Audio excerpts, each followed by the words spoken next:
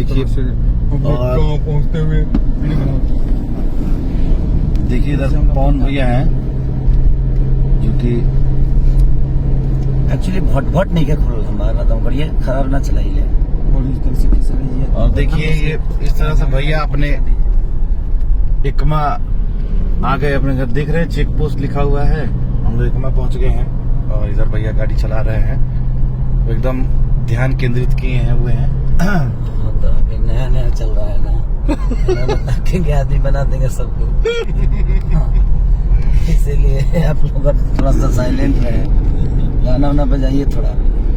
Cocoa Cola गाना हम लोग का जो कि बहुत प्यार मिल रहा है ना, तो कोको कोला को ऐसे ही आप लोग प्यार दीजिए। जय हिंद जय भारत। और आज भी एक रिलीज हुआ है है बहुत हिट गाना है, हरदी है ना, वो भी, और एक होने वाला है बहुत हिट गाना वो भी, आप लोग टी सीरीज से है ना, कमरिया कोका कोला टी सीरीज के मेन चैनल से आ रहा है। ठीक है, तो आप लोग ऐसे ही प्यार दीजिए।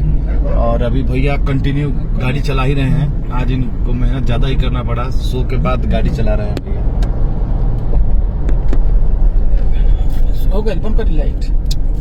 चलिए चलते हैं हम लोग, अब बंद करते हैं क्योंकि पवन पता नहीं क्यों परेशान है।